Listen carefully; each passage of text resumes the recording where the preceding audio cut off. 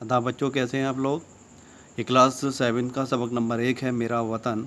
बहुत प्यारी नज़्म है सफुद्दीन नैयर साहब की, और इसके सवाल जवाब भी करेंगे हम लोग। और पहले चलिए इसकी रीडिंग कर लेते हैं।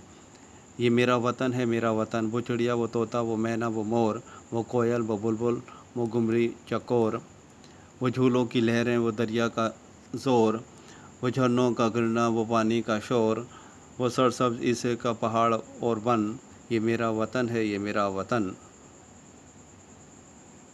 वो गल्ले वो मेवे वो तरकारियाँ, वो खुश रंग फूलों की गुलकारियाँ, वो सरसब्ज बागों की फुलवारियाँ, वो शराब और खुशनुमा क्यारियाँ, ज़मीनें वो ज़रखेज़ तिलकस चमन, ये मेरा वतन है ये मेरा वतन।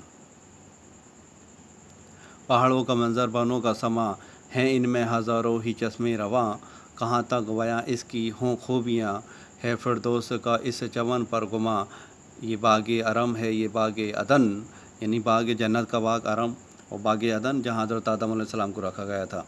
ये मेरा वतन ये मेरा वतन है ये मेरा वतन। ये मेरा वतन है मेरा वतन। वो चिड़िया वो तोता वो मैना वो मोर, वो कोयल वो बुलबुल वो गुमरी चकोर, वो सरसब्ज इसे के पहाड़ वो वन, ये मेरा वतन ये मेरा वतन। तो पूरी नज़्म है, इसका सबा का यानी हवाला कर लेते हैं। सियाको सबक यानी हवाला। ये बंद हमारी नसाबी किताब अपनी ज़बान से मागोज़ है, यानी यह लिया गया है। इस नज़्म का अनवान मेरा वतन है। क्या है? मेरा वतन है। इस नज़्म के शायर सफ़ीउद्दीन नैयर हैं। इस नज़्म में शायर ने अपने वतन की खूबियाँ मुख्तसर तौर पर बयान की हैं। किसकी? अपने वतन की तारीफ़ की है, यानी हिंदुस्तान की तारीफ़ की है। हिंदुस्तान जो है कि है जन्नत से भी अच्छा है। तो उसमें जो जन्नत में जो बाग हैं उन बागों से भी क्या हिंदुस्तान अच्छा है। उनकी क्या क्या मैं खूबियाँ बयान करूँ, यानी इतनी खूबियाँ हैं कि मैं बयान भी नहीं कर पा रहा हूँ। तो ये शायर की एक मोहब्बत है अपने वतन से। इसकी तशरीह करते हैं। तो तशरीह इस बंद में शायर कहता है कि हमारे मुल्क के परिंद काबिल तारीफ़ हैं। हमारे मुल्क हिंदुस्तान में चिड़िया तोता मैना मोर कोयल बुलबुल घुमरी और चकोर जैसे मीठी आवाज़ वाले परिंदे पाए जाते हैं। इनकी आवाज़ दिल को बहुत अच्छी लगती है। इसके अलावा वो शायर को झील दरिया झरने के बहते हुए पानी का मंज़र और झरनों से गिरते हुए पानी की आवाज़ बहुत अच्छी लगती है। हिंदुस्तान के पहाड़ और जंगलात भी काबिल दीद हैं, यानी देखने में अच्छे लगते हैं। दीद यानी देखना। ये चैप्टर का खुलासा कर लेते हैं बच्चों।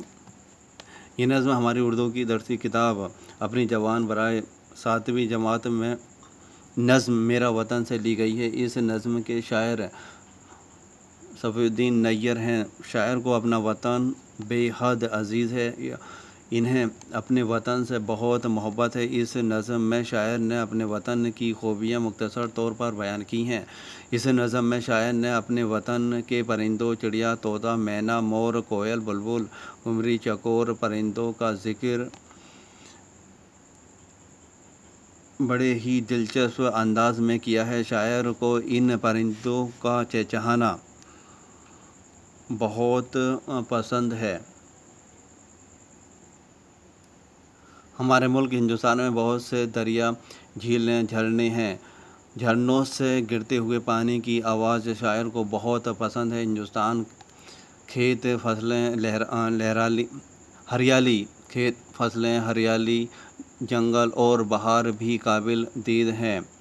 हिंदुस्तान की सरज़मीन में हज़ारों चश्मे नदियाँ और दरिया बहते हैं, जो हिंदुस्तान की खूबसूरती में चार चाँद लगा देते हैं। शायर ने अपने वतन हिंदुस्तान को जन्नत का बाग़ अरम व बाग़ अदन कहकर इसकी अहमियत और भी बढ़ा दी है। शायर को अपना वतन बाग़ अरम और बाग़ अदन से भी प्यारा है। सवाल जवाब कर लेते हैं।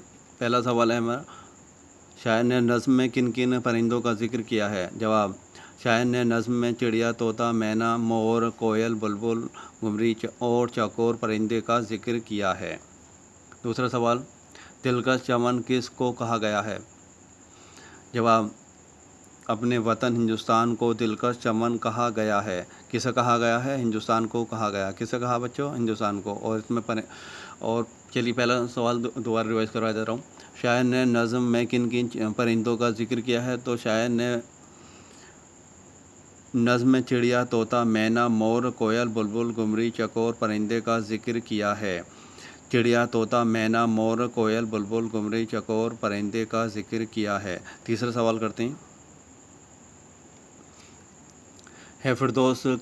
تیسرا سوال ہے فردوس کا اس چمن پر گما، اس مصرعے میں شاعر کی کیا مراد ہے؟ تو ہمارا وطن جنت کی طرح خوبصورت ہے، اسی لیے شاعر کو اپنے وطن ہندوستان پر فردوس کا گما ہوتا ہے۔ چوتھا سوال، اس نظم میں ہمارے وطن کی کیا کیا خوبیاں بیان کی گئی ہیں؟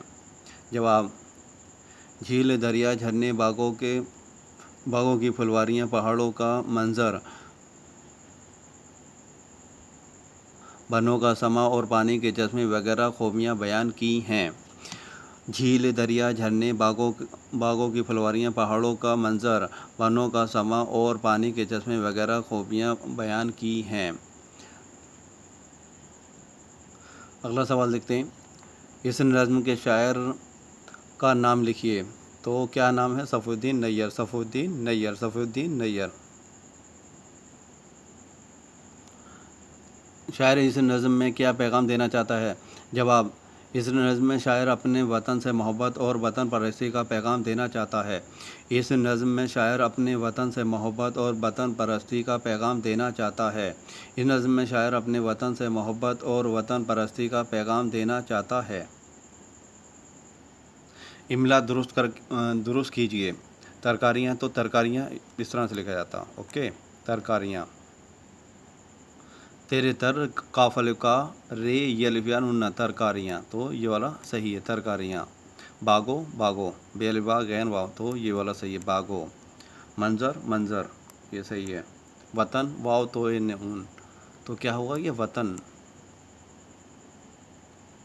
سر سبز، یہ والا صحیح ہے، سر سبز۔